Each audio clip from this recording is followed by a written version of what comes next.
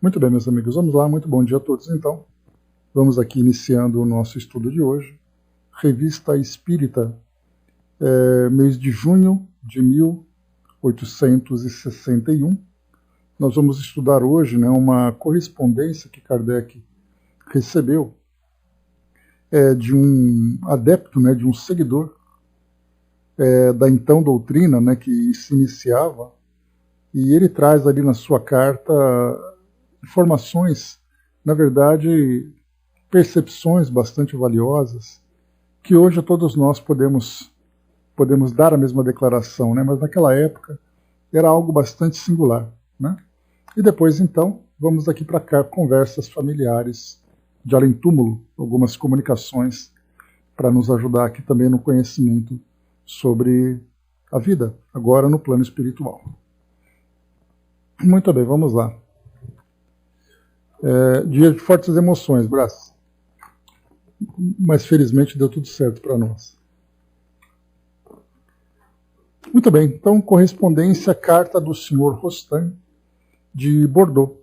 Lembrando que nós tivemos Rostand também, que era uma outra personagem da época. Nesse caso não é essa mesma pessoa. Ele era então advogado da Corte Imperial de Bordeaux, antigo bastonário, então uma das posições importantes da hierarquia dentro da Corte Imperial. Os princípios aí altamente expressos por um homem de sua posição, posto entre os mais esclarecidos, talvez levem a refletir aqueles que, julgando ter o privilégio da razão, classificam sem cerimônia todos os adeptos do espiritismo como imbecis. Aqui nessa introdução, Kardec foi bem duro, talvez ali passando por aquele momento de impaciência, com tantas críticas que o espiritismo recebia, dos adeptos também do espiritismo. E ali então ele traz essa comunicação. E lembrando que havia necessidade naquela época do espiritismo se defender, com muito mais ênfase, com muito mais intensidade do que na época atual, em que o espiritismo, especialmente aqui no Brasil, se encontra já adquiriu identidade própria aqui na nossa sociedade. Mas naquela época ele surgia como uma alternativa às religiões dominantes e ao mesmo tempo trazia uma nova perspectiva para a ciência. Então o espiritismo ele era ao mesmo tempo contestado pelas religiões, no caso entre protestantes, entre católicos, assim como também pelas academias e por cientistas que viam no espiritismo, no seu método e no entendimento do mundo espiritual, algo que era fora daquilo que era defendido por essas instituições. Então, por isso, essas correspondências que Kardec colocava, especialmente de pessoas que ocupavam posições, determinadas posições dentro da sociedade francesa, era algo que dava credibilidade, era uma necessidade que ele tinha na época. Então, era muito comum pessoas que acreditavam no espiritismo, que vivenciavam a mediunidade. Para muitos ali eram pessoas que simplesmente ou charlatãs ou pessoas que eram ignorantes. E aí então quando vinha uma carta como essa, de alguém que ocupava uma posição dentro de uma corte imperial, que trazia tão lúcidas e tantos esclarecimentos, Kardec então via por bem fazer essa publicação. O soldado colocou as religiões que ainda dominam, nós temos ali também o islamismo, que é a terceira religião que nós temos hoje. Então, na Europa, naquela época, era em especial a religião católica e também a religião protestante. E depois, aqui no Brasil, a religião católica era dominante, com influências também da Umbanda, que começava a surgir. Mas vamos à carta aqui, que é bem interessante. Meu caro senhor e muito honrado chefe espírita, recebi a doce influência e colhi o benefício dessas palavras do Cristo a Tomé. Felizes os que não viram e creram. Profundas, verdadeiras e divinas palavras que mostram a via mais segura, a mais racional, que conduz à fé, segundo a máxima de São Paulo, que o Espiritismo cumpriu e realiza Aí traz aqui uma expressão em latim. Né? Quando vos escrevi em março último, pela primeira vez, dizia, nada vi, mas li e compreendi e creio. Deus me recompensou por ter acreditado sem ter visto. Depois vi e vi bem. Vi em condições proveitosas, e a parte experimental veio animar, se assim posso exprimir, a fé que a parte doutrinária me proporcionara, e fortalecendo-a, imprimir-lhe a vida. Depois de ter estudado e compreendido, eu conheci o mundo invisível como conhece Paris, que a estudou sobre o mapa. Por experiência, trabalho e observação continuada, cheguei a conhecer o mundo invisível e seus habitantes, como conhece Paris quem a percorreu, mas sem ter ainda penetrado em todos os recantos desta vasta capital. Contudo, desde o começo do mês de abril, graças ao conhecimento que me proporcionastes, do excelente Sr. Sabot e de sua família patriarcal, todos bons e verdadeiros espíritas, pude trabalhar e trabalho constantemente com eles todos os dias, quer em minha casa, quer na presença e com o concurso dos adeptos de nossa cidade, que estão convencidos da veracidade do Espiritismo, embora nem todos ainda sejam, de fato e na prática, espíritas. O Sr. Sabot vos enviou exatamente o produto de nossos trabalhos, obtidos, a título de ensinamento, por evocações ou manifestações espontâneas dos espíritos superiores. Experimentamos tanta alegria e surpresa, quanto confusão e humildade, quando recebemos esses ensinamentos, tão preciosos e verdadeiramente sublimes, de tantos espíritos elevados que nos vieram visitar ou nos enviaram mensageiros para falar em seu nome. Aqui só para lembrar, o Sr. Sabot já havia enviado a Kardec, lá de Bordeaux, outras comunicações espontâneas, que nós já chegamos a ler aqui. Então é essas mensagens a que ele se refere. Ó, caro Senhor, como sou feliz por não mais pertencer, pelo culto material, à terra, que agora sei não ser para os nossos espíritos, senão um lugar de exílio, a título de provas ou de expiação. Como sou feliz por conhecer e ter compreendido a reencarnação, com todo o seu alcance e todas as suas consequências, como realidade e não como alegoria. A reencarnação, essa sublime e equitativa justiça de Deus, como ainda ontem dizia o meu guia protetor, tão bela, tão consoladora, visto deixar a possibilidade de fazer no dia seguinte o que não podemos fazer na véspera, que faz a criatura progredir para o Criador. Esta justa e equitativa lei, segundo a expressão de Joseph de Maistre, na evocação que fizemos a seu espírito, e que recebestes, a reencarnação é, conforme a divina palavra do Cristo, o longo e difícil caminho a percorrer para chegar à morada de Deus. Agora compreendo o sentido dessas palavras de Jesus a Nicodemos. Sois doutor da lei e ignorais isto?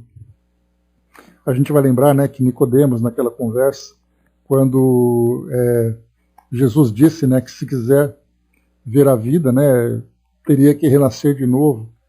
E aí então ele disse, mas nunca aprendi sobre isso, nunca soube sobre isso. Então por isso que Jesus chama, sois doutor da lei e ignorais isso?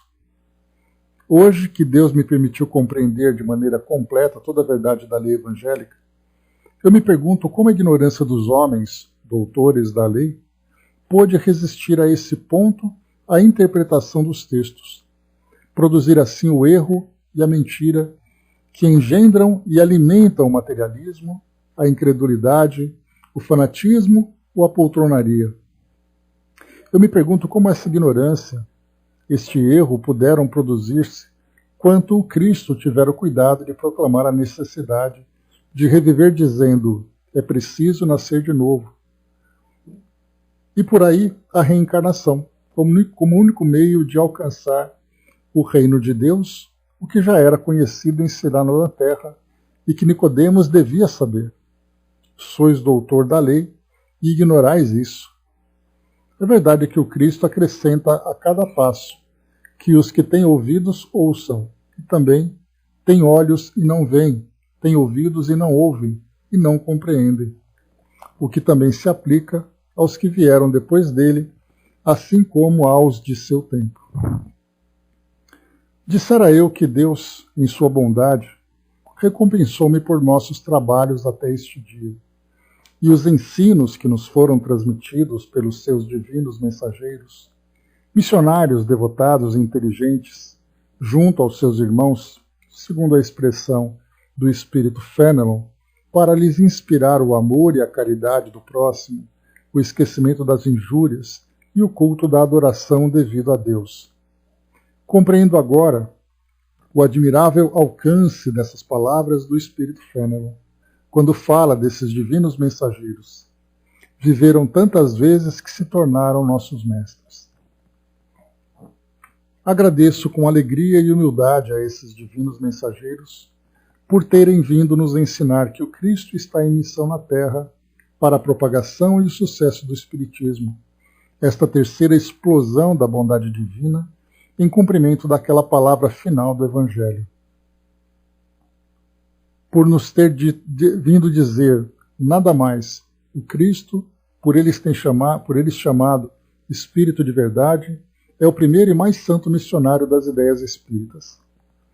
Estas palavras me tinham tocado vivamente e eu me perguntava, mas onde então está o Cristo em missão na Terra? A verdade comanda, conforme a expressão do Espírito Marius, bispo dos primeiros tempos da Igreja, esta falange de espíritos enviados por Deus em missão na Terra para a propagação e o sucesso do Espiritismo. Que doces e puras satisfações dão esses trabalhos espíritas pela caridade feita, com auxílio da evocação aos espíritos sofredores. Que consolação entrar em comunicação com os que na Terra foram nossos parentes ou amigos, saber que estão felizes, ou enviar-lhes caso sofram, ou aliviar-lhes caso sofram. Que viva e brilhante luz projetam essas nossas almas, esses ensinos espíritas que, fazendo-nos conhecer a verdade completa da lei do Cristo, dão-nos a fé por nossa própria razão e nos fazem compreender a onipotência do Criador, sua grandeza, sua justiça, sua bondade e sua misericórdia infinitas, colocando-nos assim na deliciosa necessidade de praticar essa divina lei de amor e de caridade. Que sublime revelação nos dão, ensinando que esses divinos mensageiros, fazendo-nos progredir, progridem também, indo aumentar a falange sagrada dos espíritos perfeitos. A admirável e divina harmonia que nos mostra, ao mesmo tempo, a unidade em Deus e a solidariedade entre todas as criaturas, que nos revela estas sob a influência e o impulso dessa solidariedade, dessa simpatia, dessa reciprocidade, chamadas a subir e subindo, mas não sem passos falsos e sem quedas, mas nos seus primeiros ensaios, esta longa e alta escada espírita para, após haver percorrido todos os degraus, chegar do estado de simplicidade e de ignorância originais à perfeição intelectual e moral, e, por essa perfeição, a Deus. Admirável e divina harmonia que nos mostra esta grande divisão da inferioridade e da superioridade, pela distinção entre os mundos de exílio, onde tudo são provas e expiações, dos mundos superiores, moradas dos espíritos bons, onde não tem senão que progredir para o bem. Bem compreendida, a reencarnação ensina aos homens que eles aqui se acham de passagem, livres para não mais voltar, se para isso fizerem o que for necessário. Que o poder, as riquezas, as dignidades, a ciência não lhes são dados senão a título de provas e como meio de progredir para o bem, que em suas mãos não são mais que um depósito e um instrumento para a prática da lei de amor e da caridade. que o mendigo que passa ao lado de um grão-senhor é seu primo perante Deus, e talvez o tenha sido diante dos homens, que talvez tenha sido rico e poderoso, se agora se encontra numa condição obscura e miserável, é por ter falido em suas terríveis provas, lembrando assim aquela palavra célebre do ponto de vista das condições sociais. Não há senão um passo do Capitólio à rocha Tarpeia, com a diferença de que pela reencarnação o espírito se levanta de sua queda e pode, depois de haver remontado ao Capitólio, lançar-se de seus picos às regiões celestes, morada esplêndida dos espíritos bons. A reencarnação, ao ensinar aos homens, segundo a admirável expressão de Platão, que não há quem não descenda de um pastor, nem pastor que não descenda de um rei.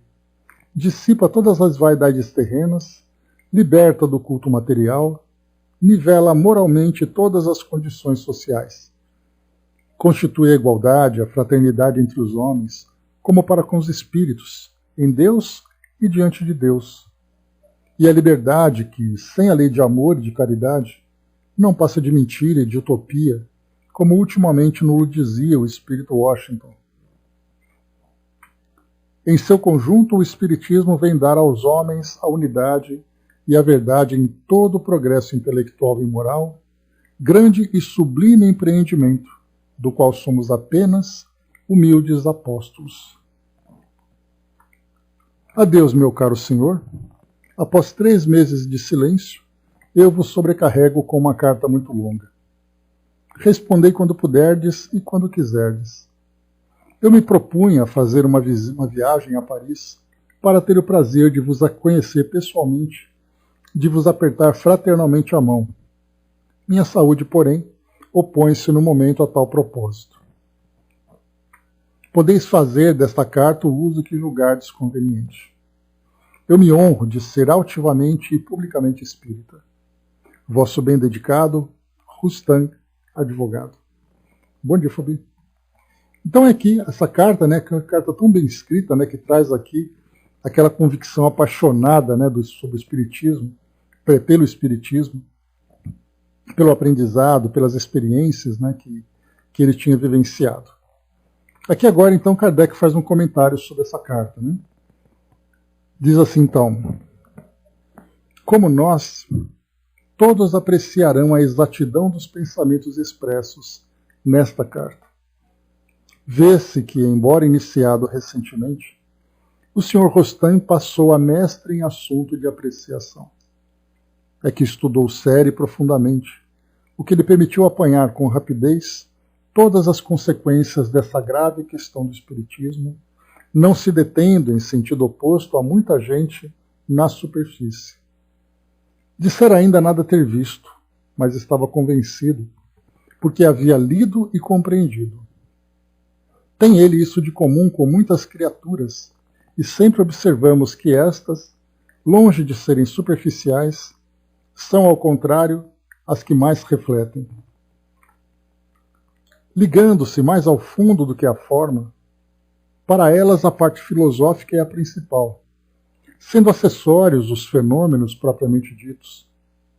Dizem que mesmo que tais fenômenos não existissem, nem por isso deixaria de haver uma filosofia, a única que resolve problemas até hoje insolúveis, a única a dar do passado e do futuro do homem a teoria mais racional. Ora, eles preferem uma doutrina que explica a uma que nada explica, ou explica mal. Quem quer que reflita, compreende perfeitamente que se pode fazer abstração das manifestações, sem que por isso deixe a doutrina de subsistir. As manifestações vêm corroborá-la, confirmá-la, mas não são a sua base essencial. O discurso de Schengen, que acabamos de citar, é prova disso, porque cerca de 20 anos antes dessa grande exibição de manifestações na América, somente o raciocínio o havia conduzido às mesmas consequências. A gente lembra, né, que foi o artigo anterior que nós lemos, né, o discurso de Schengen, que era aquele religioso nos Estados Unidos, isso em 1830 e pouco, quando ele então, fazendo uma declaração, ele falava, não do Espiritismo, obviamente, porque o Espiritismo não existia, mas ele falava dos princípios fundamentais do Espiritismo, porque ele chegou a essas próprias conclusões. Então isso foi bem bacana, né, que Kardec ali chamou a atenção, né, dizendo que o Espiritismo já estava sendo divulgado 100 mesmo antes de existir. E ele continua aqui. Há um outro ponto, pelo qual também se reconhece o espírito a sério. Pelas citações que o autor faz, que o autor desta carta faz, dos pensamentos contidos nas comunicações que ele recebeu, prova que não se limitou a admirá-las como belos trechos literários, bons para conservar num álbum, mas que as escuta, medita e tira proveito. Infelizmente, há muitos para quem esse importante ensinamento permanece letra morta, que colecionam essas belas comunicações como certa gente coleciona belos livros, mas sem os ler. Isso aqui é bom para chamar a nossa atenção, né? Impressão que dá que nós colecionamos apenas comunicações, que temos um acervo cheio de mensagens, sem que a gente aproveite o conteúdo delas, né? Então isso é muito importante para nós. Devemos, além disso, felicitar o Sr. Rostand pela declaração com que termina sua carta, quando ele diz, né, que pode fazer o que quiser com essa comunicação, porque ele abertamente se declara como espírita. Infelizmente, nem todos têm, como ele, a coragem da própria opinião, o que estimula os adversários. Entretanto, forçoso é reconhecer que as coisas têm mudado muito nesse ponto particular de algum tempo a essa parte. Há 2 anos apenas, muitas pessoas só falavam do Espiritismo entre 4 paredes, só compravam livros às escondidas e tinham grande cuidado em não os deixar em evidência. Hoje é bem diferente. Já se familiarizaram com os epítetos grosseiros dos gracejadores e deles se riem em vez de se ofenderem. Não mais tem receio de confessar-se espíritas abertamente, como não teme dizer-se partidário de tal ou qual filosofia, do magnetismo, do sonambulismo, etc. Discutem livremente o assunto com o primeiro a que chegar, como discutiriam sobre os clássicos e os românticos, sem se sentirem humilhados por serem a favor destes ou daqueles. É um progresso imenso que prova 2 coisas: o progresso das ideias espíritas em geral e a pouca consistência dos argumentos dos adversários. Terá como consequência impor silêncio a esses últimos, que já se julgavam fortes por se crerem mais numerosos. Mas quando, de todos os lados, encontram com quem falar, não diremos que são convertidos, mas guardarão reserva. Conhecemos uma pequena cidade da província, onde há 1 ano o Espiritismo não contava senão com um adepto, que era apontado a dedo como um bicho estranho e assim considerado. E quem sabe, talvez até deserdado por sua família ou destituído de seu cargo. Hoje os adeptos ali são numerosos. Reúnem-se abertamente sem se inquietarem com o que dirão. E quando se viram entre eles, autoridades municipais, funcionários, oficiais, engenheiros, advogados, tabeliães e outros, que não ocultavam suas simpatias pelo Espiritismo, os trocistas cessaram de zombar, e o jornal da localidade, dirigido por um espírito muito forte, que já havia lançado seus dardos e se aprestava para pulverizar a nova doutrina, temendo encontrar pelas costas partido mais forte que o dele, guardou prudente silêncio. É a história de muitas outras localidades, história que se generalizará à medida que os partidários do Espiritismo, cujo número aumenta diariamente, levantam a cabeça e a voz. Bem podem querer abater uma cabeça que se mostre, mas quando há 20, 40, 100 pessoas que não receiam falar alto e firme, pensam 2 vezes, e isso dá coragem a quem a não possui. Então aqui, essa carta, esse comentário que é feito, que é bem interessante porque é um contexto completamente diferente do nosso, de certa parte, né? Porque eu tenho contato com amigos que são de cidades muito pequenas, por exemplo, no interior do Nordeste, né? E esse amigo, que é parte da Federação Espírita Maranhense, ele visita essas pequenas cidades, que muitas delas, né, são aquelas cidades que têm uma única praça, com uma única igreja, em que todo mundo frequenta essa ou aquela igreja, e de repente você tem um pequeno grupo espírita. Aquele centro espírita com 10, com 15, 20 pessoas apenas. E nessa cidade, esses grupos espíritas acabam sendo muitas vezes apontados. E aí então aquilo que acontecia na época de Kardec ainda acontece hoje. E essas cidades, né, dominadas por esse pensamento, né, então nesse pensamento acaba depois vivenciando esse tipo de preconceito, esse tipo de perseguição.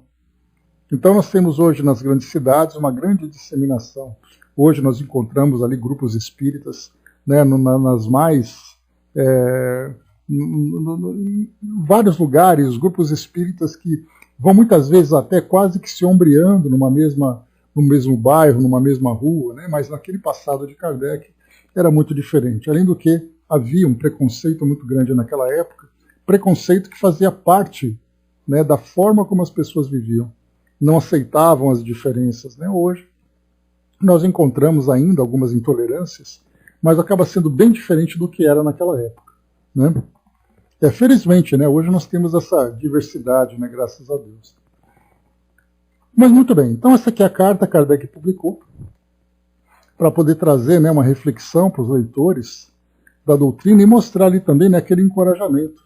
Tanto que Kardec, lembrando, ele colocava muitas vezes ali uma inicial do nome da pessoa que mandava aquela comunicação, do médium, exatamente para evitar constrangimento, para não precisar publicar o nome das pessoas.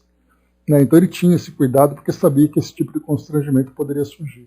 Mas aqui no caso nós encontramos uma carta aberta de alguém que fazia parte de uma posição dentro da hierarquia daquela cidade, ou daquela sociedade, e aí então vinha ele agora aqui se tornando público a sua opinião. Muito bem, muito bem. Tudo no seu tempo, né? Não há como nós não deixarmos de galgar os devidos degraus, né? Não dá para dar saltos, né? Então tudo vai acontecendo gradualmente. E ao mesmo tempo, né, no próprio Brasil que a doutrina espírita acabou se difundindo, né? Então, se tornando hoje a grande referência no mundo, né, dos espíritas, para os espíritas. Vamos lá então, próximo item aqui para nós, próxima sessão, conversas familiares de além-túmulo, mais uma vez aqui, a minha sessão preferida, e diz assim: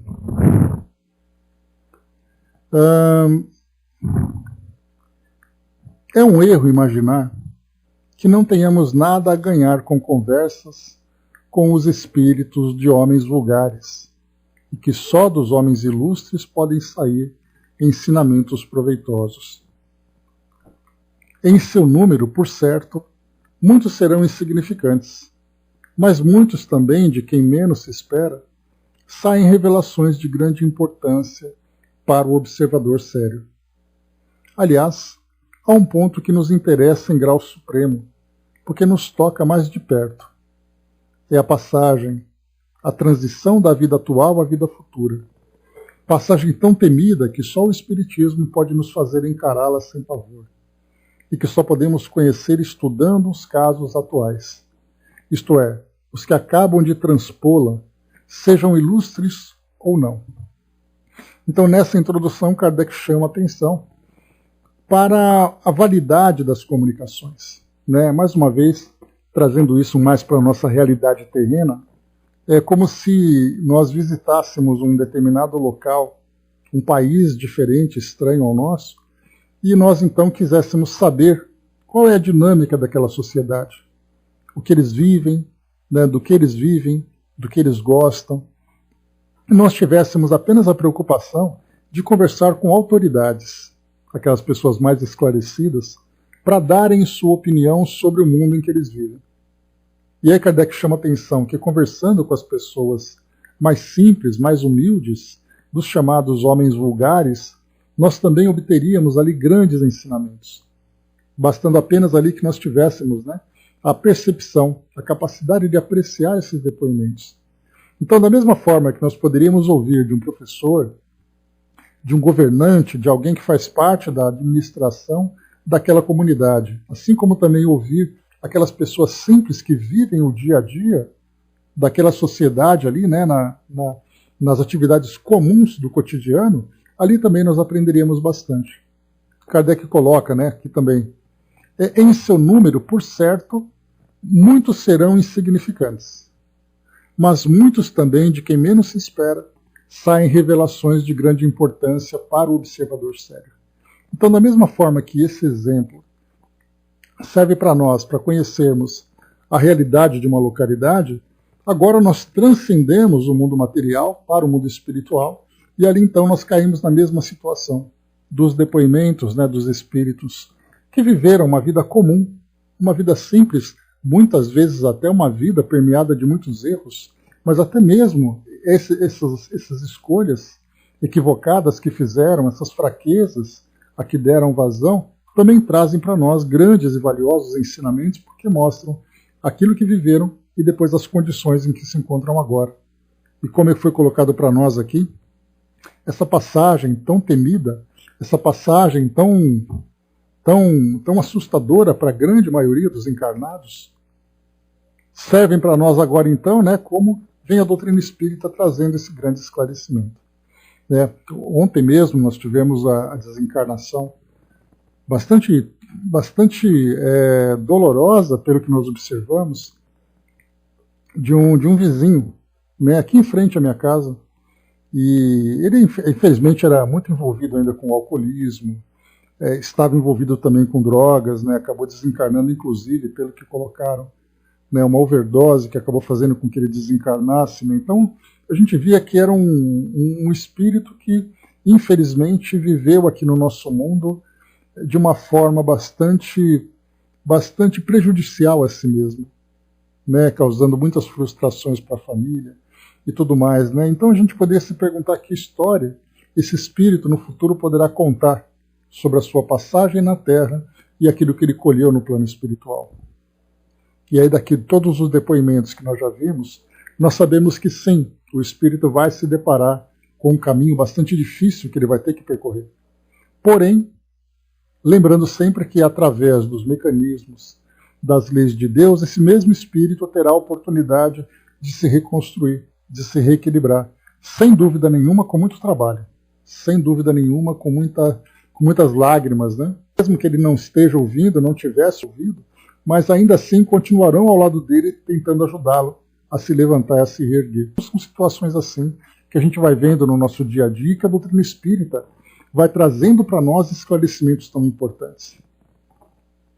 O Marquês de São Paulo. Bom dia, mãe. O Marquês de São Paulo, que é aqui o espírito, que é o primeiro que traz para nós aqui então o seu depoimento. Então diz assim, vamos lá.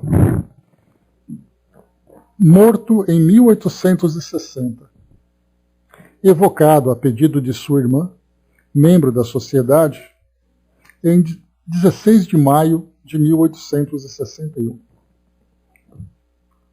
Evocação. Eis-me aqui. A senhora vossa irmã pediu-nos para vos evocar, embora seja médium, mas não ainda bastante desenvolvida para sentir-se segura. E ele responde, tentarei responder da melhor forma possível. Primeiramente, ela deseja saber se sois feliz. Estou errante, e esse estado transitório nunca traz felicidade nem castigo absolutos.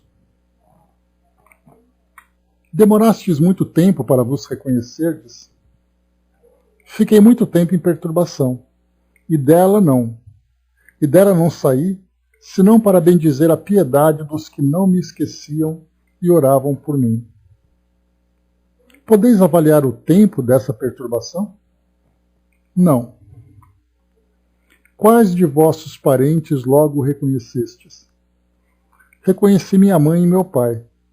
Ambos me receberam ao despertar. Eles me iniciaram na nova vida. Como explicar que no fim de vossa doença parecíeis conversar com os que havíeis amado na terra? Porque tive, antes de morrer, a revelação do mundo que iria habitar. Eu era vidente antes de morrer, e meus olhos se velaram na passagem da separação definitiva do corpo, porque muito vigoroso ainda eram os laços carnais. Kardec faz uma observação sobre esse comentário, né? O fenômeno do desprendimento antecipado da alma é muito frequente. Antes de morrer, muitas pessoas entreveem o mundo dos espíritos. É sem dúvida com o objetivo de suavizar, pela esperança, o pesar de deixar a vida. Mas o espírito acrescenta que seus olhos se velaram durante a separação. É com efeito que sempre ocorre. Nesse momento, o espírito, perdendo a consciência de si mesmo, jamais testemunha o último suspiro de seu corpo, e a separação se opera sem que dela se dê conta. As próprias convulsões da agonia são um efeito puramente físico, cuja sensação o espírito quase nunca experimenta. Dizemos quase, porque pode acontecer que essas últimas dores sejam infligidas como castigo. A gente vai lembrar aqui também que no livro O Céu, no livro Voltei, né, o espírito Frederico Figner, irmão Jacó, ele relata, né, momentos detalhados da sua desencarnação, né, claro que ele procurou trazer para nós, né, uma descrição que fosse compreensível, né? Então certamente ele teve que escolher as melhores palavras, tentar descrever ali aqueles momentos, né? Claro que sem a precisão, porque por ele próprio vivenciar aquele momento tão especial para o espírito, para ele, então, ele procurou tentar ilustrar para nós de uma forma que nós compreendêssemos. Mas Kardec mesmo coloca, né, que as próprias convulsões da agonia faz com que o espírito perca muitas vezes a lucidez. E foi colocado aqui também, né, que muitas vezes o espírito quase nunca experimenta, porque pode ocorrer que essas últimas dores sejam infligidas como castigo. Então o espírito fica lúcido, o espírito fica atento, experimentando cada momento da sua desencarnação como um castigo. Mas aqui a gente pode acrescentar também, como o próprio Frederico Figner trouxe para nós, que o espírito fica num estado de lucidez para poder apreciar aquele momento. Seja de uma forma didática, seja por uma experiência pessoal, não sabemos ainda. Mas pode ser tanto para um lado em que o espírito vivencia a agonia da separação, como, ao mesmo tempo, o espírito sente esse prazer do desligamento, acompanhando, inclusive, ele cada momento do despertar. Muito bem. O soldado colocou, né, para o espírito que viveu bem no mundo material, a chegada ao mundo espiritual é com muita felicidade, né? Embora, só um instantinho, possa haver a saudade, mas aquela saudade boa, sem as paixões. Sim, sem dúvida. Né? É que os espíritos que desencarnam nessa condição mais equilibrada trazem para nós. Continuando. Como é que as lembranças da infância podem vir de preferência a outras? Porque o começo é mais aproximado do fim do que o meio da vida. Aqui provavelmente alguma coisa que Kardec deve ter ajustado, né? Porque ele fala da infância sem ter tido qualquer orientação anterior. O que pretendeis significar com isso? Que os moribundos se lembram e veem como consoladora miragem os anos jovens e inocentes. E aí que então uma observação. É provavelmente por um motivo providencial semelhante que os velhos, à medida que se lhes aproxima o termo da vida, muitas vezes têm lembranças tão precisas dos melhores detalhes dos seus primeiros anos. Então ele fala aqui sobre a senilidade, né? Quando então, né, as pessoas que começam a vivenciar essa deteriorização da memória acabam perdendo contato com a realidade à sua volta, mas guardando ainda lembranças do passado. Né? Isso hoje nós temos, né, a neurologia explicando esses fenômenos, né, se nós podemos chamar assim. Por que, referindo-se ao vosso corpo, faláveis sempre na terceira pessoa? Porque, como disse, eu era vidente e sentia claramente as diferenças que existem entre o plano físico e o moral.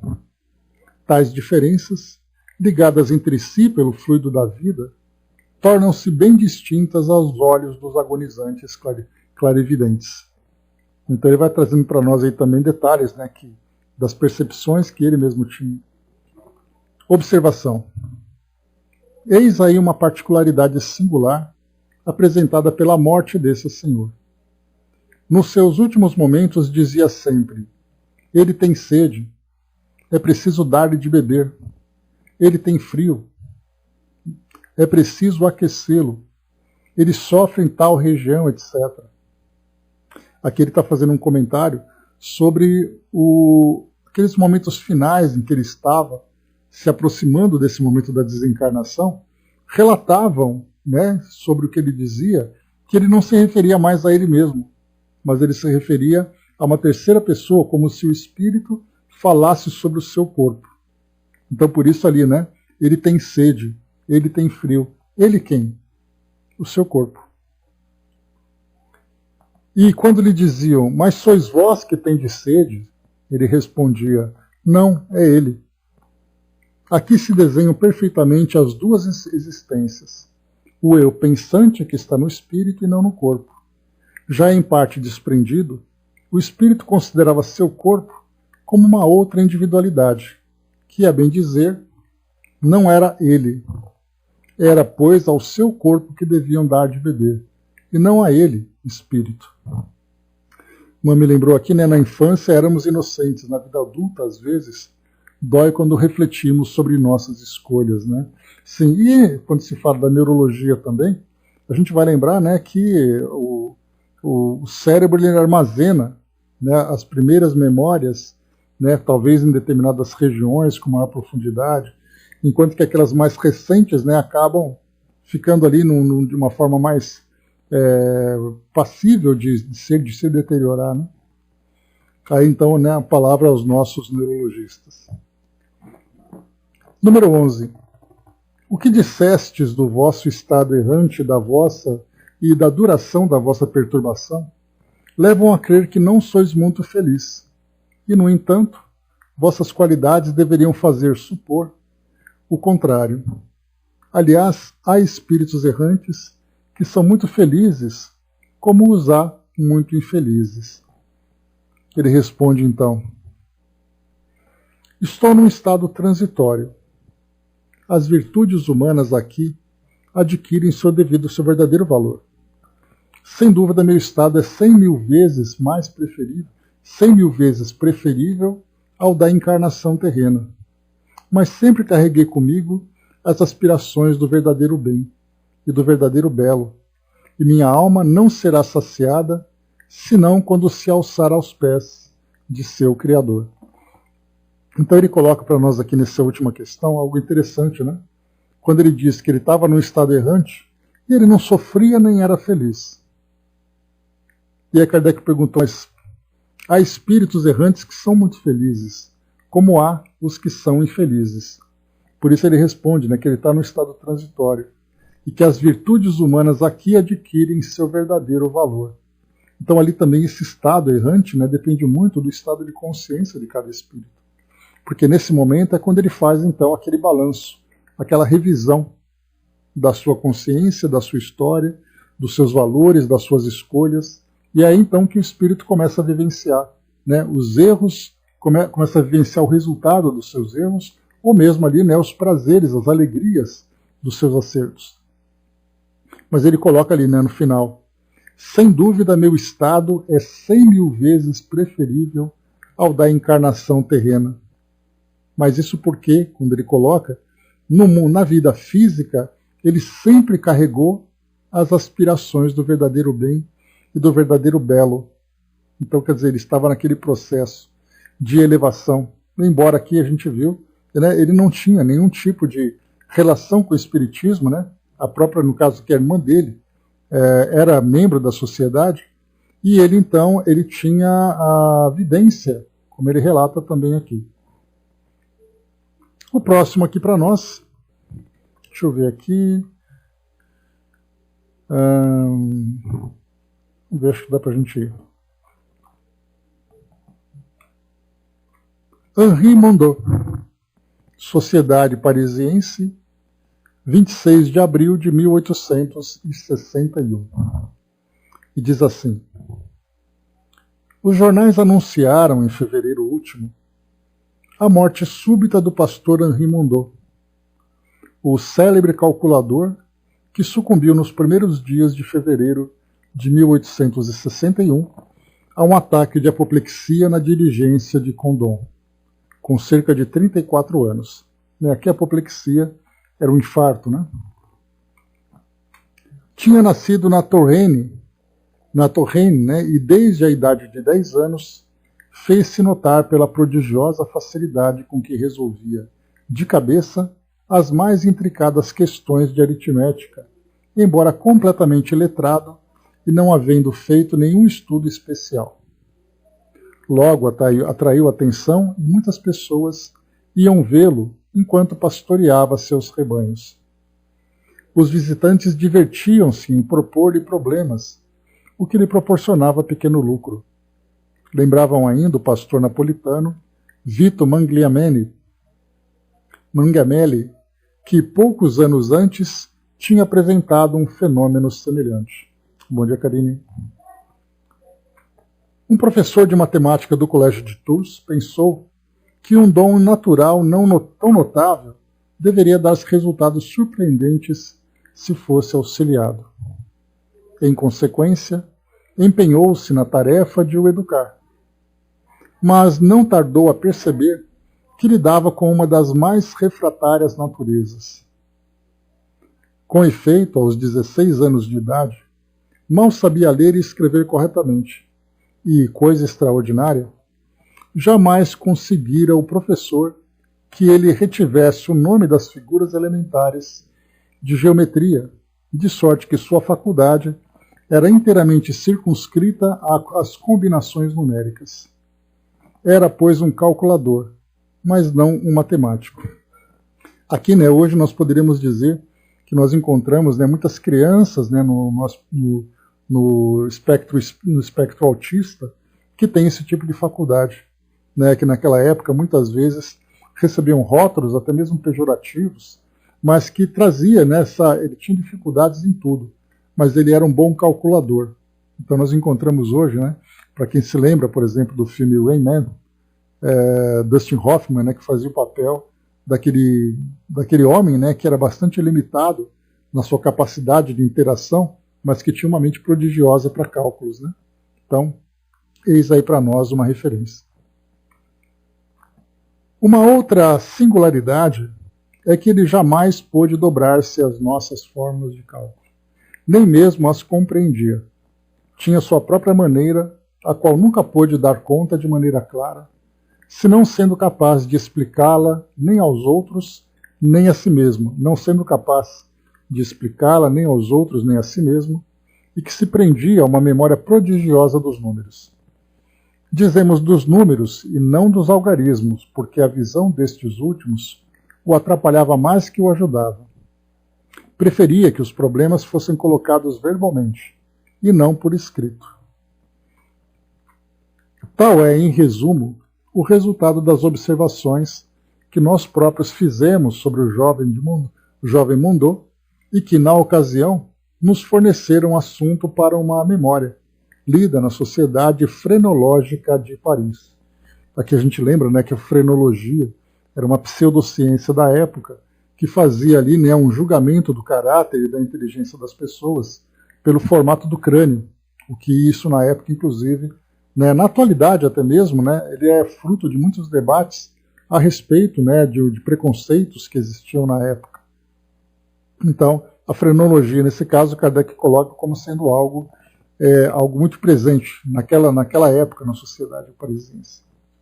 Na sociedade europeia, de um modo geral. Uma faculdade tão exclusiva, conquanto levada ao extremo limite, não podia abrir-lhe nenhuma carreira, porque nem mesmo podia ser contador numa casa comercial.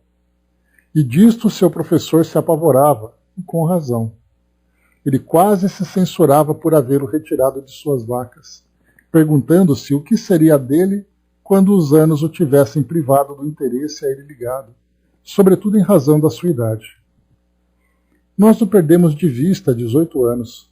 Parece que encontrou algum meio de subsistência, dando sessões de cidade em cidade. Então essa história, né, que um pequeno pastor de ovelhas, né, não pastor religioso, mas pastor de ovelhas que tinha uma pessoa simples, né, bastante ignorante no sentido de formação acadêmica, e tinha essa faculdade, esse dom. E aí depois então ele passou a fazer pequenos espetáculos, né, para poder sobreviver. Ou seja, uma vida, né, completamente de um ser errante no mundo, apenas sobrevivendo, né, sem se desenvolver nos demais aspectos da sua vida. Feita então a evocação, ele já responde: 4 e 3 são 7, tanto nos outros mundos como aqui. Queríamos evocar-vos pouco depois da vossa morte, mas nos foi dito que não vos encontráveis em condições de responder. Parece que estáis agora? Eu vos esperava. É provável que não vos lembrei de mim, embora eu tenha tido a ocasião de vos conhecer muito particularmente na Prússia e mesmo de assistir às vossas sessões.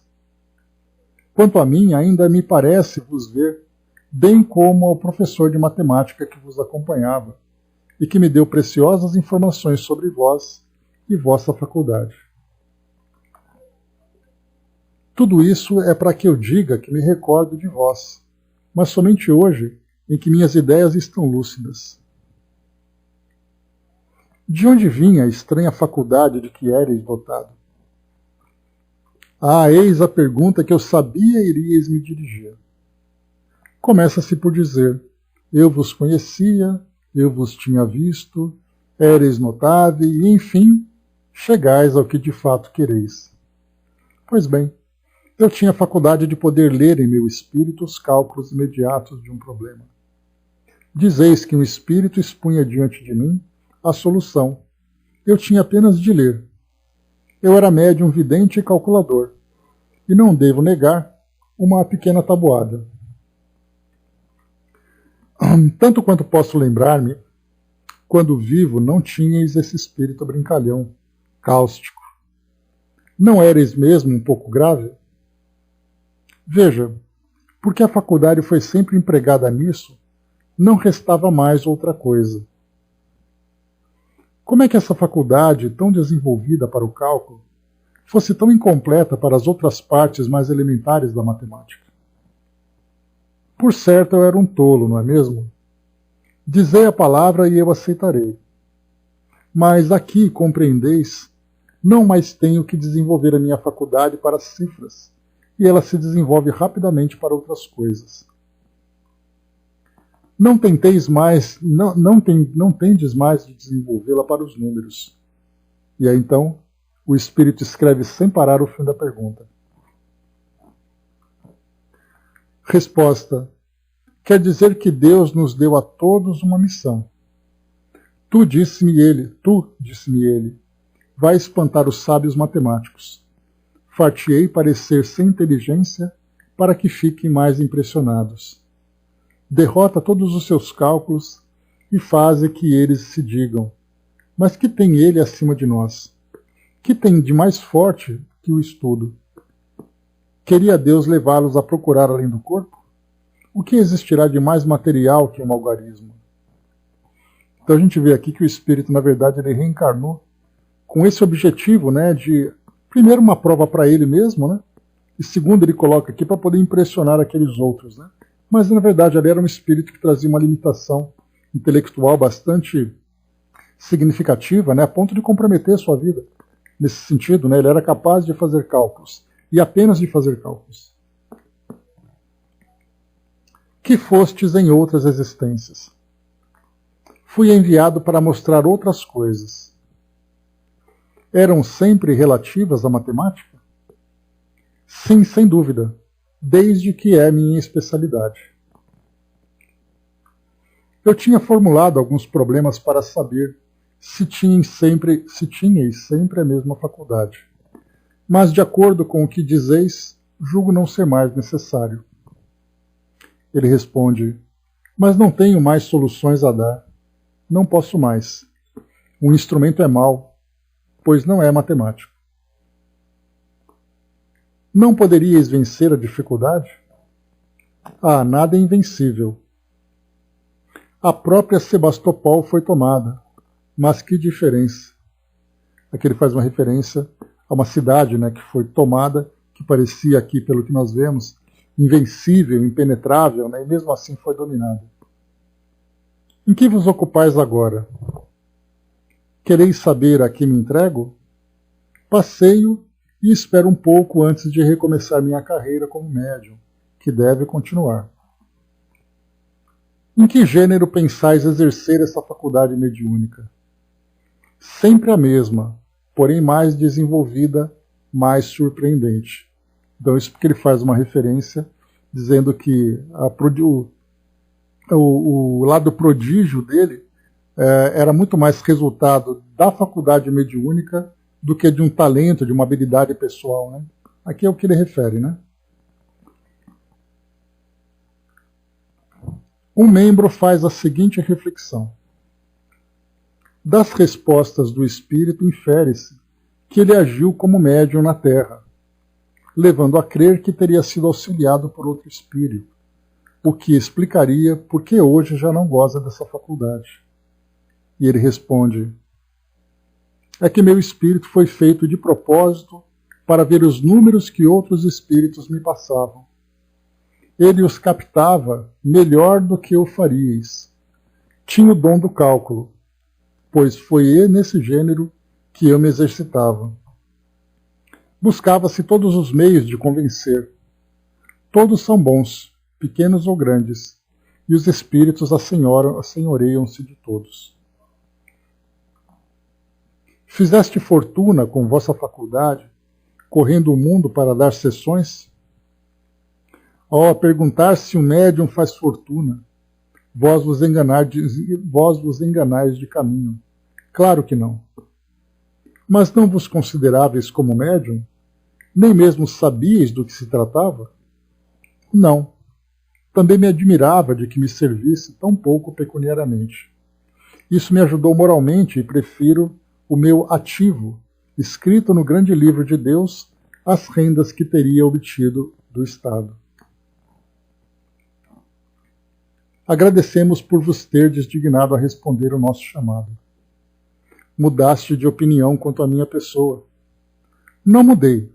Sempre tive por vós grande estima. Felizmente eu resolvi as questões, sem o que não me teríeis olhado. Então aqui no final, o espírito até bem-humorado. Observação.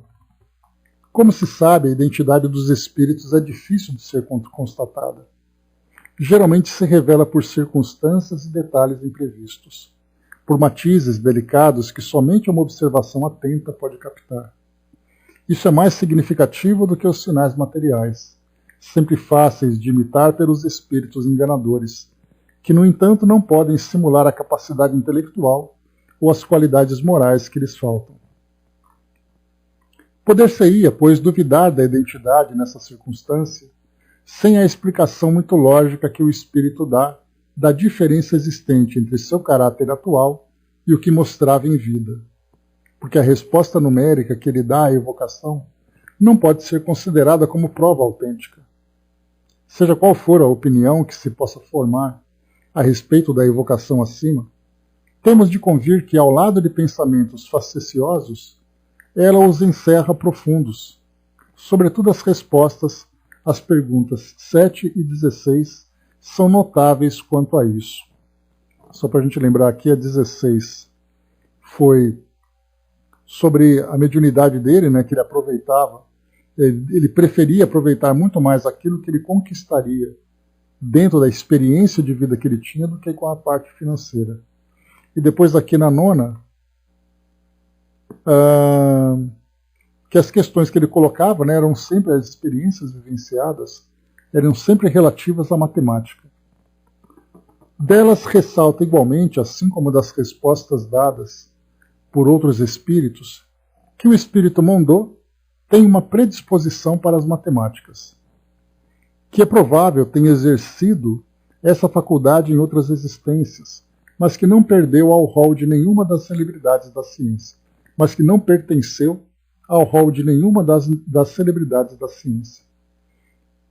Dificilmente se conceberia que um verdadeiro sábio fosse reduzido a fazer esforços de cálculo para divertir o público, sem alcance e sem utilidades científicas.